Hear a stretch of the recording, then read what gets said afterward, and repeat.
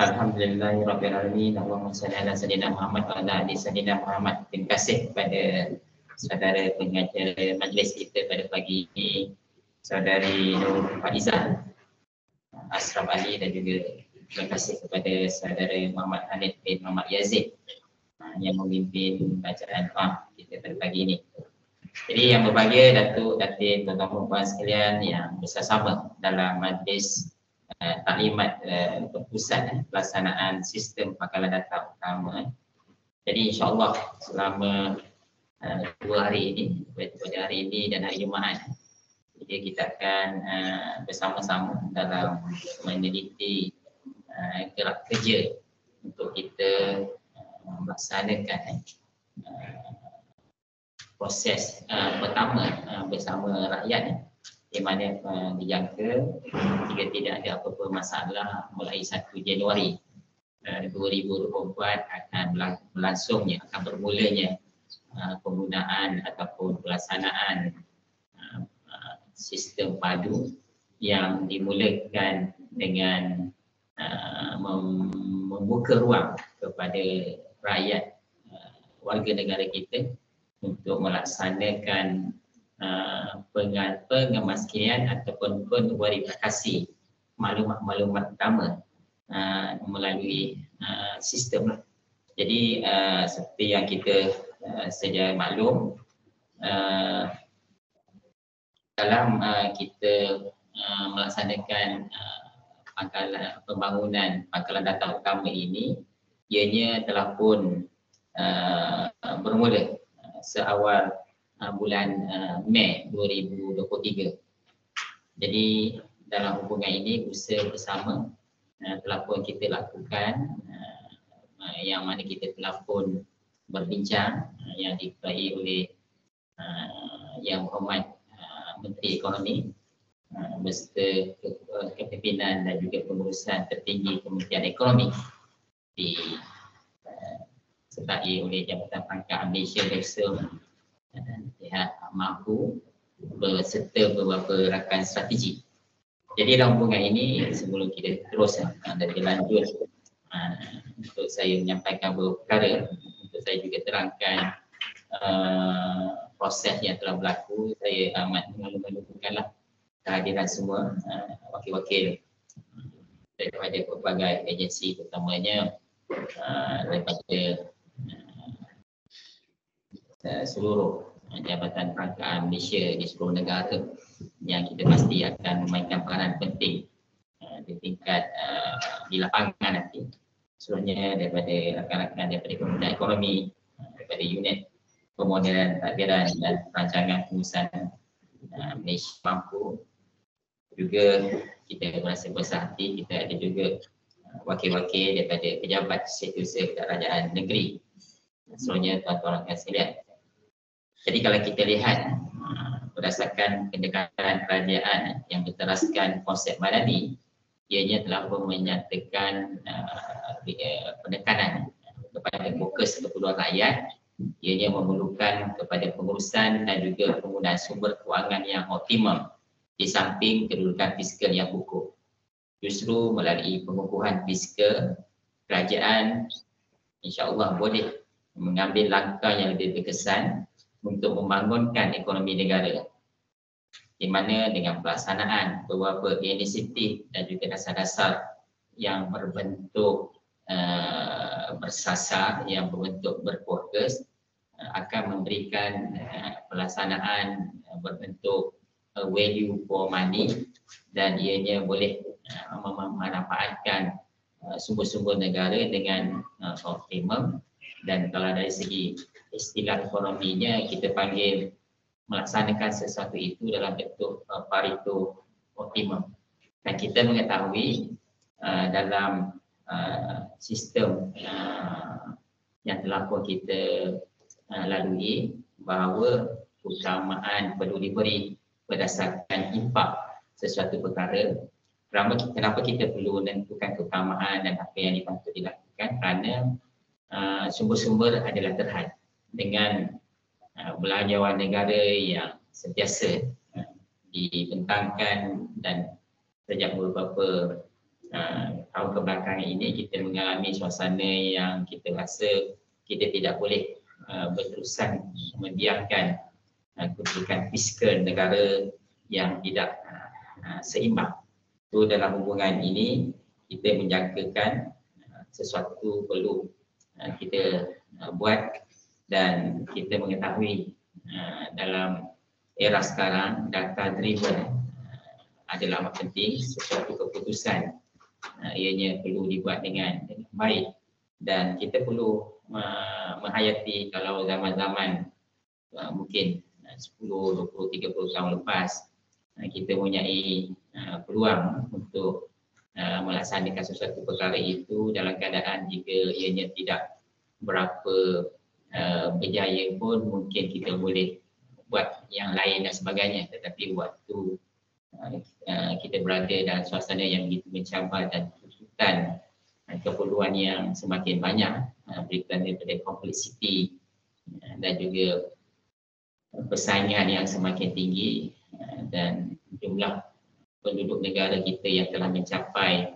33.5 juta berbanding pada tahun 70 penduduk negara lebih kurang 10 juta, dan kita mempunyai satu kawasan muka bumi yang boleh diusahakan dalam berbagai-bagai. Jadi sekarang kalau kita lihat dari segi aspek guna dan tenaga tanah pun, ia satu perkara yang berlaku persaingan antara kita nak membina bangunan, nak memajukan sektor pertanian, untuk membangunkan infrastruktur, kawasan industri dan sebagainya. Jadi dalam hubungan ini kita negara memerlukan satu pangkalan data yang membolehkan setiap keputusan itu dapat meminimumkan exclusion dan juga inclusion error. Jadi pelaksanaan dan pembangunan pangkalan data utama telah pun kita bersama mulakan daripada bulan Jun 2023, dan ianya mengambil kira beberapa faktor ketersediaan utamanya. Ianya meliputi skop pembersihan data, kebolehcapaian sistem dan juga pangkalan data sedia ada di kementerian dan agensi, serta mengambil kira perkara berkaitan dengan keselamatan sistem, termasuklah perlindungan data peribadi. So dalam konteks negara kita, alhamdulillah kita punya satu sistem statistik negara yang telah pun kita ada semenjak tahun 1949. InsyaAllah pada tahun depan kita akan menyambut ulang tahun ke-75 tahun sistem statistik negara yang diungguli oleh DOSEM, dan kita melihat bahawa mengumpulkan data-data daripada berbagai sumber untuk dijadikan sebagai single source of truth perlu dilaksanakan secepat mungkin dan juga sekomprehensif yang mungkin.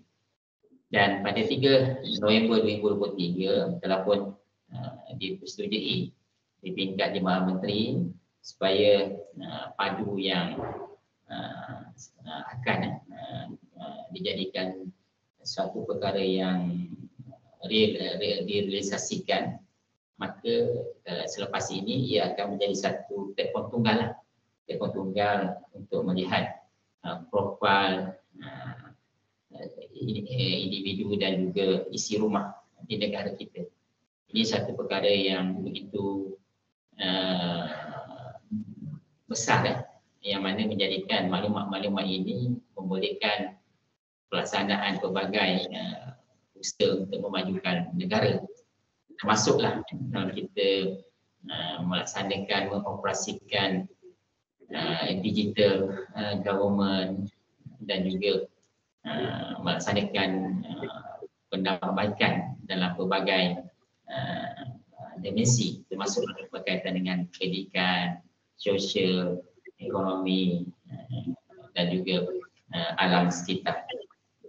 Jadi alhamdulillah kita telah pun bersama-sama DOSEM bersama dengan Kementerian Ekonomi telah pun diberi mandat untuk membangunkan dan menyelenggara padu dengan kerjasama dengan mampu, dan ianya menggunakan sumber data pentadbiran yang tersedia di setiap agensi persekutuan negeri dan juga agensi yang berkaitan termasuk Badan Berkanun dan juga kerajaan tempatan. So dalam hubungan ini saya tekan sahabat dan tahniah sesama kita tanpa mempunyai satu penambahan kejawatan pada ketika ini kita mampu mengembeling dan juga mengumpulkan kepakaran yang ada dalam organisasi yang saya nyatakan tadi, dan pastinya kepakaran dan juga keupayaan itu tidak mencukupi sekiranya kita ada satu nilai-nilai kebersamaan yang sama. Apa yang saya maksudkan nilai-nilai kebersamaan yang sama ini ialah kita melihat betapa pentingnya perkara ini untuk dilakukan dan kita sanggup berkorban di samping melaksanakan tugas-tugas rutin biasa kita. Maknanya kita tidak melepaskan tugas-tugas rutin organisasi, tetapi kita juga berjalan terus dan mengepalai pembangunan sistem padu ini. Moga-moga iltizam dan juga kesungguhan dan juga nilai murni yang kita buat dengan keikhlasan dan sebagainya, ianya akan membuahkan hasil yang amat baik. Dan saya selalu bercakap dengan tim, bila kita berjayakan membangunkan padu ini, kita boleh membayangkan hasilnya dalam bentuk lebih banyak kemudahan-kemudahan kesihatan yang akan boleh kita tingkatkan, sama ada di hospital, keperluan perbelanjaan, peralatan, perubatan dan sebagainya. Kemudian kita juga boleh membayangkan sistem pendidikan kita yang memerlukan banyak penambahbaikan juga dapat diperuntukkan hasil daripada pengurusan sumber negara yang lebih cekap menggunakan data driven yang berpunca daripada sistem pangkalan data utama baru. Banyak lagi yang kita boleh nyatakan untuk keperluan keselamatan, bahkan untuk kita punya perkhidmatan awam secara umumnya. Jadi yang bagi Dato' dan tuan-tuan sekalian, pelaksanaan padu ini merangkumi semua profil maklumat individu, isi rumah daripada maklumat biografi, demografi, pekerjaan, pendapatan, maklumat isi rumah, status OKU, penerima bantuan serta rekod-rekod lain yang berupaya untuk memberikan penyelesaian bersepadu untuk membantu sesuatu keputusan dan juga pelaksanaan inisiatif kerajaan. Objektif pelaksanaan padu adalah untuk menyediakan bekalan data utama yang komprehensif yang seperti yang saya nyatakan tadi dan juga berbentuk real or near real time, dan akhirnya dia akan menghasilkan analitik berkala dengan mengambil kira digitalisasi tanpa ketirisan. Selain itu, ia adalah akan menjadi satu aset strategi negara bagi membuat keputusan untuk kerajaan dalam mengimbangi kedudukan fiskal melalui pendekatan yang lebih berfokus dan juga berjaya untuk kita merealisasikan usaha untuk menstrukturkan ekonomi negara. Matlamat padu antaranya ialah peningkatan kepada kecekapan sistem penyampaian perkhidmatan kerajaan, pengukuhan dalam sistem penggunaan sumber yang terhad, pemerkasaan sistem sosial, mengimbangi keperluan rakyat dan membina momentum yang holistik kepada perubahan dan kesiapsiagaan mendapati sebarang krisis dan bencana. Jadi daripada 5 perkara yang saya nyatakan tadi dalam matlamat padu ini, pastinya dia akan memberikan meningkatkan well-being, kebajikan kepada rakyat keseluruhannya, dan pastinya manfaat ini akan dapat kita lihat dalam bentuk jangka pendek, jangka sederhana dan juga jangka panjang.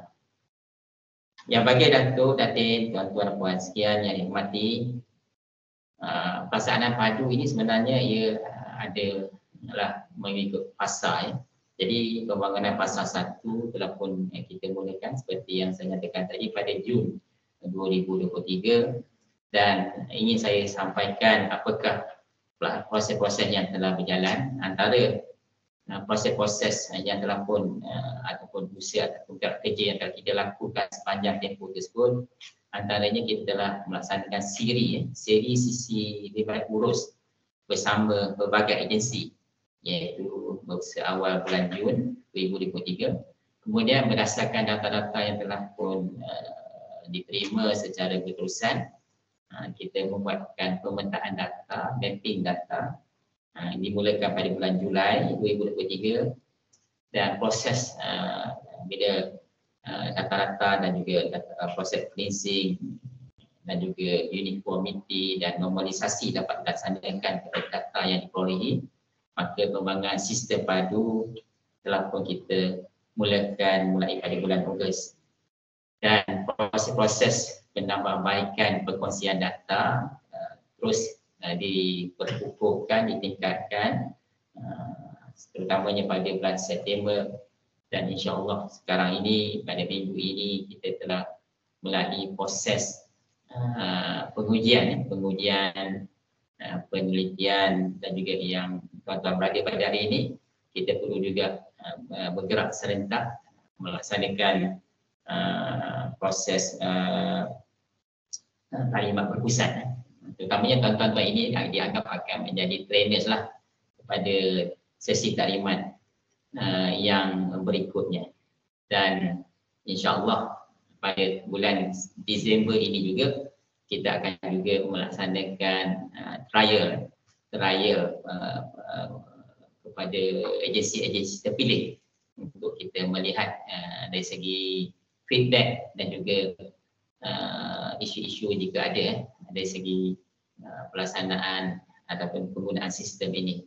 Dan pastinya kita memang mengetahui dari segi readiness sistem untuk menerima jumlah penggunaan yang tinggi, perlu dipastikan ianya tidak jam, tidak hang dan sebagainya. Dan juga dalam pembangunan ini memang ianya menekankan isu-isu keselamatan, isu-isu analisis risiko dan sebagainya.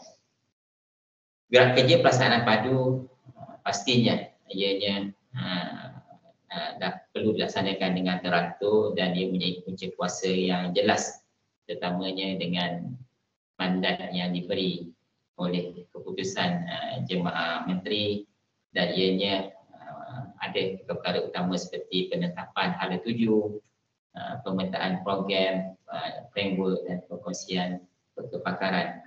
Jadi nanti akan diterangkan dari segi penerimaan data. Sebenarnya kita telah pun mempunyai lebih daripada 200 variable yang telah pun kita gabung jalinkan, yang telah pun kita integrasikan, dan ianya adalah satu proses yang berterusan.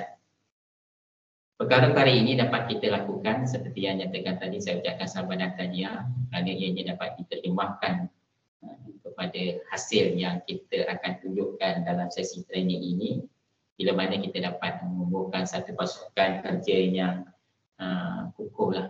Jadi saya ucapkan sahabat dan tahniah kepada semua.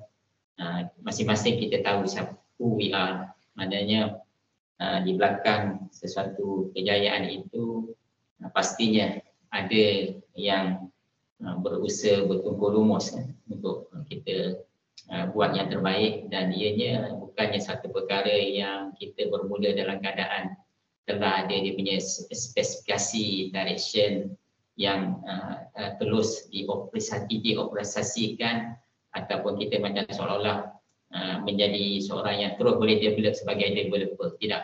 Maknanya proses daripada kita bulan Jun sehingga kini kita sentiasa memberikan penambahbaikan. Jadi minggu ni pun banyak perkara-perkara yang kita further refine.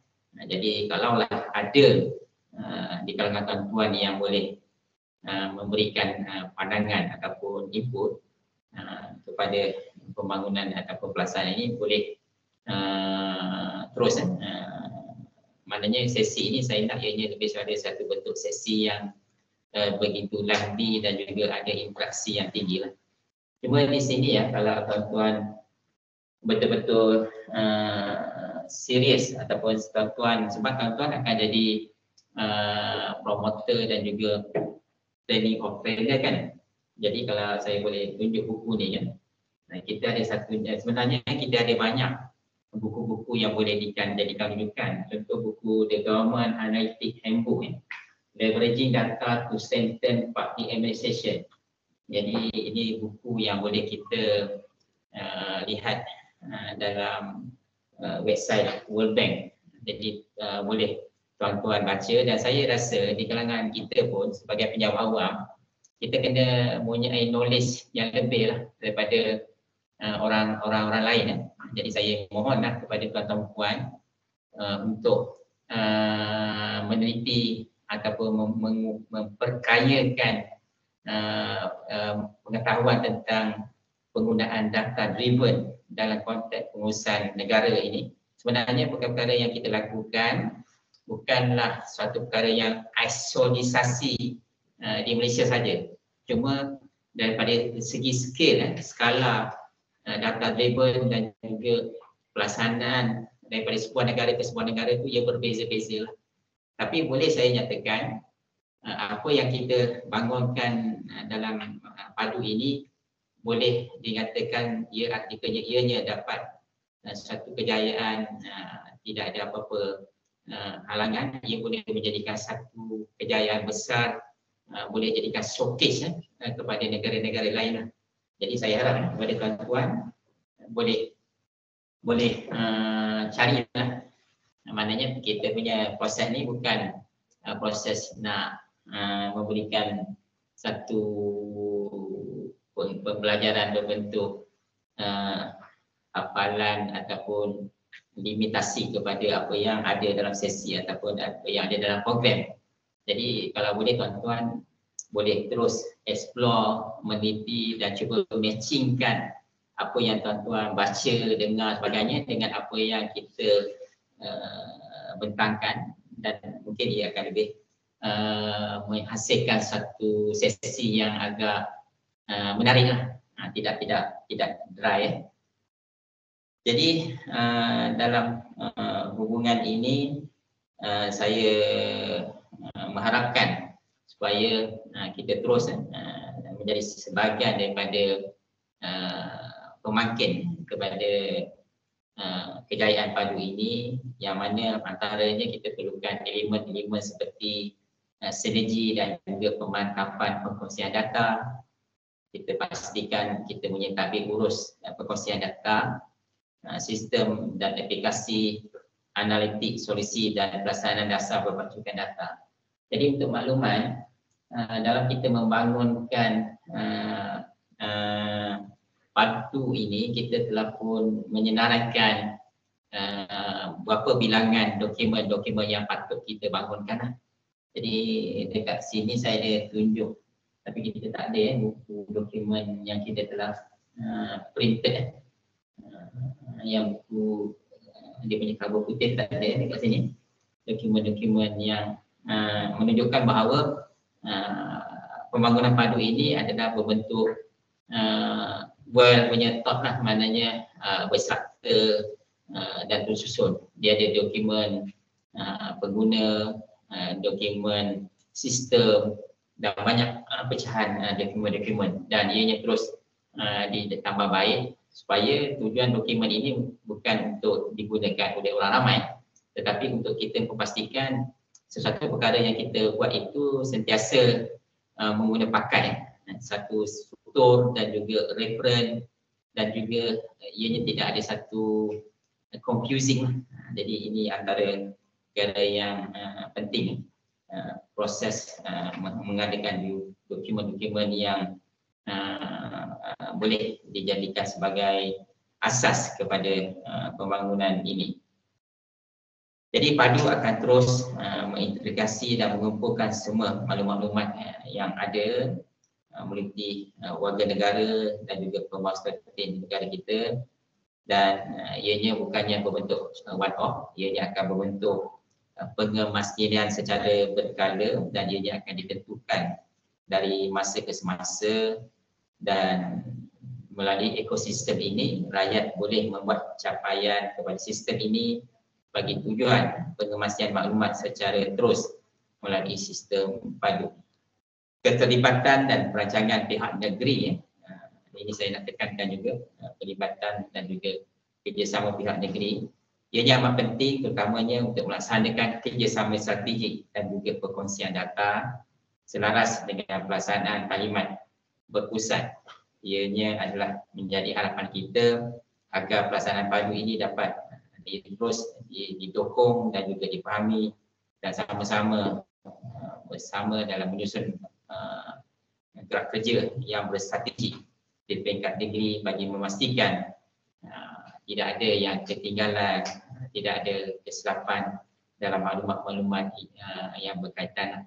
Jadi antara yang kita harapkan daripada rakan-rakan di negeri nanti ialah untuk kita sama-sama untuk mengurus dan memantau operasi padu di setiap PD. Jadi kita telah pun bekerjasama dengan KKD. Jadi PD yang ada di seluruh negara ada 900 lebih PD ini akan menjadikan satu tempat yang membolehkan rakyat untuk terus ke fasiliti berkenaan untuk membuat atau mengguna pakai padu ini. Ia juga untuk mendapatkan penjanaan pelaporan daripada penyelaras kaunter daerah, membuat hebahan publicity kepada setiap penduduk setempat dan juga menyediakan logistik perkhidmatan bagi tujuan akses terutamanya ke kawasan pendalaman. Manakala bagi pihak dosen negeri pula, ianya berperanan dan bertanggungjawab bagi perkara melibatkan tadbir urus seperti pengambilan pegawai pendaftar dan penyedia. Jadi kita ada dalam proses publikasi ini nanti akan ada pegawai pendaftar dan penyedia, menyediakan latihan dan taklimat bagi anggota yang terlibat, menyediakan dokumen dan juga peralatan lengkap, mengawal sedia operasi yang melibatkan kaunter fizikal, membuat pengurusan kewangan yang berkaitan dan juga membuat pemantauan dan melaporkan kemajuan pengemaskian maklumat individu di sistem padu. Perancangan berserta pelan komunikasi strategik yang efektif dan menyuruh akan dilaksanakan secara terancang dan sistematik, dan ia pastinya akan menjadi kritikal faktor kepada kelancaran dan juga kejayaan pelaksanaan padu. Bagi melaksanakan amanah serta mendukung usaha kerajaan ini, maka pegawai-pegawai yang terlibat perlulah memberikan penyampaian perkhidmatan kerajaan secara yang terbaik dengan efisien dan pastikan kita mampu memberikan maklumat, menginteraksi kepada rakyat yang memerlukan penerangan dengan baik. Jadi seperti saya nyatakan tadi, kita perlu menjadi orang yang betul-betul cakna lah dari segi pelaksanaan padu ini, dan kita boleh sentiasa tak perlu ada maklumat di tangan pun kita boleh secara spontan kita boleh tahu apakah efisien, apakah matlamat padu ini.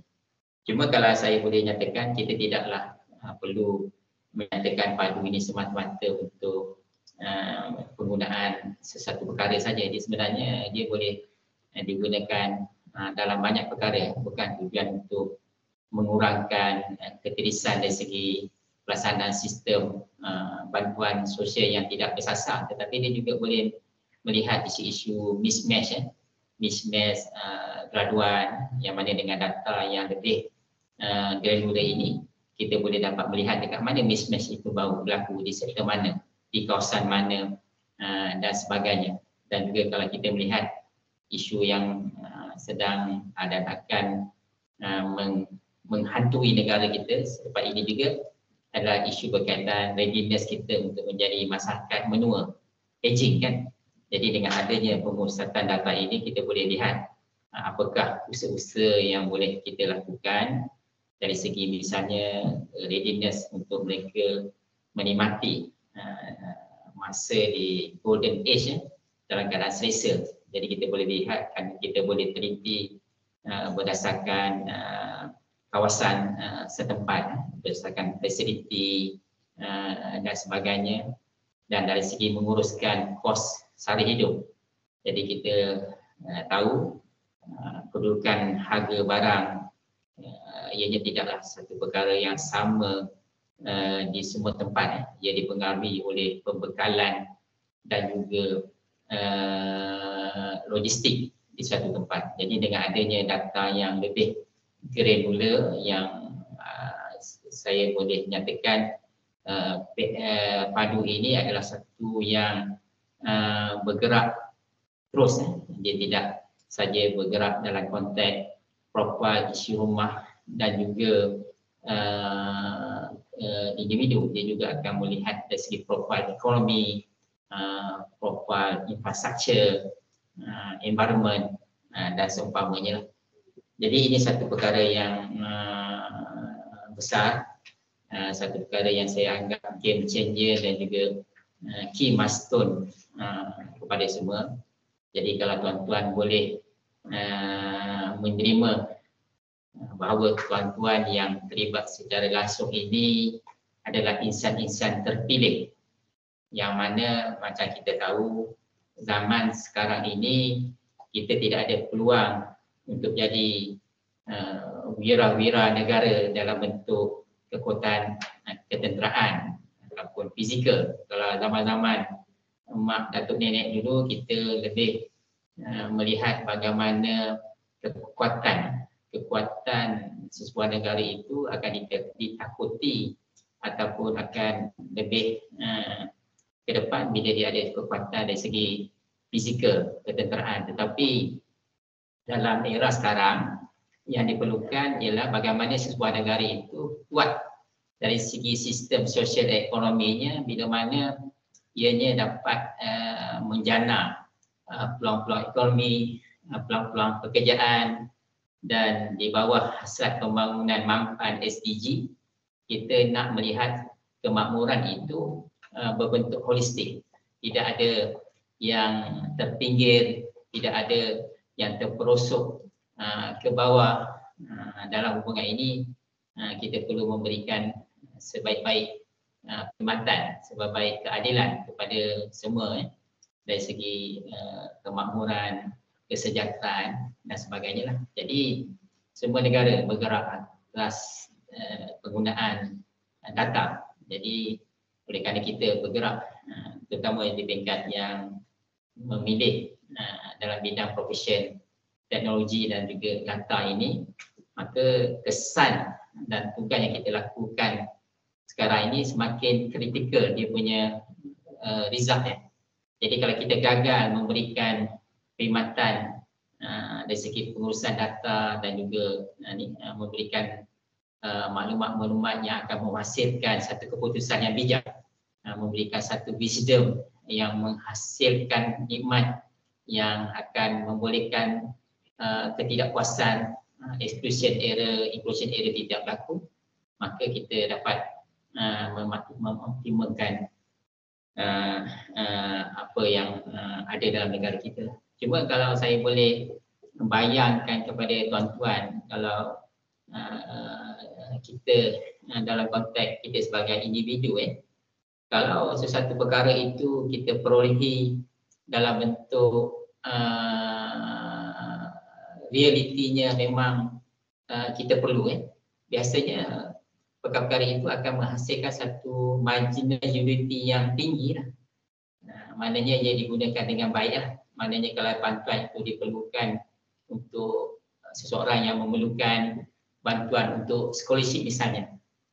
Mungkin tuan-tuan dan puan pernah bayangkan kalau seseorang itu tak ada means untuk belajar, tetapi dengan adanya menerima scholarship atau beasiswa itu, maka dia akan menggunakan nikmat bantuan itu dan menghasilkan satu penghasilan yang orang kata menghargai sebegitu besar, berbanding sekiranya seseorang itu dia mempunyai means untuk belajar, tetapi dalam masa sama tanpa menggunakan data label, dia juga dibantu dengan scholarship berkenaan. Jadi apa akan berlaku? Apa yang akan berlaku ialah mungkin penggunaan tu tidaklah berbentuk value for money. Maknanya penggunaan itu berbentuk mungkin beyond daripada necessity. Berbanding tadi yang kita bagi scholarship kepada seorang yang betul-betul memerlukan, dia akan betul-betul untuk tujuannya lah. Tetapi sekiranya seseorang itu menerima scholarship dalam masa sama, sebenarnya dia ada keupayaan untuk tanpa scholarship, tetapi ditambah lagi dengan pembiayaan scholarship menjadikan dalam ekonomi dia punya wide economic effect tu akan terkekang, bahkan ianya mungkin tidak mencapai Pareto optimum tadi. Jadi benda ini dapat kita halang ataupun kita elakkan berlaku bila mana kita punya satu sistem pangkalan data yang mengetahui sebenar-benarnya siapa yang patut menerima bantuan dan sebagainya. Itu satu contoh yang yang simple yang mungkin tuan-tuan boleh inilah. Dan kalau dalam program pencegasan kesihatan kan, kalau orang yang lepas dia lari larian yang jarak jauh tu, bila diberikan satu gelas air, itu dia akan menikmati betul-betul gelas air itu dengan sepenuhnya. Tetapi bila lepas 3-4 gelas dihulurkan juga air tu, dia mungkin dia ambil, tapi kadang-kadang dia guna untuk basuh tangan, jirus. Ni maknanya purpose air tu dah pergi ke tempat yang tak sewajarnya, yang sepatutnya digunakan untuk minum lah. Sama juga sekiranya kita memberikan sesuatu perkara itu dan perkara itu menyebabkan nilai sebenar itu tidak dapat dipancarkan dalam elemen harga misalnya, maka benda itu telah berlaku distortion. Jadi the true value itu tidak dapat dilihat dengan sebenar-benarnya. Tetapi dengan adanya data, perkara ini dapat kita kurangkan. Boleh, saya harap tuan-tuan boleh faham lah. Mungkin kalau tuan-tuan Google sedikit konsep antara lain konsep ekonomi yang biasanya kita banyak dengar tentang price discrimination. Jadi kalau contoh ini bukan tak ada kena-mena dengan padu tapi kalau bisa kita berbentuk price diskriminasi, tuan-tuan boleh nampak dekat mana contoh jelas berlaku price diskriminasi. Banyak kan? Dalam fast food pun ada, dalam minuman pun ada kan. Kita boleh pergi kepada yang nilai harga tinggi ataupun nilai harga rendah kan. Bahkan dalam pengangkutan, kalau kita pergi dalam satu penerbangan, kita didiskriminasikan dengan price. Ada price first class punya price, business class punya price, economy class punya price. Jadi dengan adanya diskriminasi, konsep consumer surplus maknanya consumer tu nak apa? Jadi kalau consumer itu yang berkemampuan, dia nakkan keselesaan dan sebagainya. Bahkan dalam konteks pengangkutan pun, kalau orang mampu, dia boleh ada aturan yang dia tak perlu pergi kepada komersial punya flight pun. Itu maksudnya bila adanya price diskriminasi itu membolehkan benda yang tidak boleh dilaksanakan pengoperasian itu ianya dapat dilaksanakan. Jadi kepada yang mampu, misalnya dia akan boleh mampu untuk menikmati ini dengan kemampuan yang dia ada, dia boleh menyumbang kepada pengoperasian perkhidmatan tersebut. Maka dia yang tidak ada kemampuan tinggi ataupun tidak memerlukan keselesaan itu, dia bolehlah menerima kekurangan sedikit dari segi keselesaan itu, tetapi dia juga dapat sampai ke tempat ataupun destinasi yang dia perlukan. Sama juga kalau kita nak minum air kan, asalnya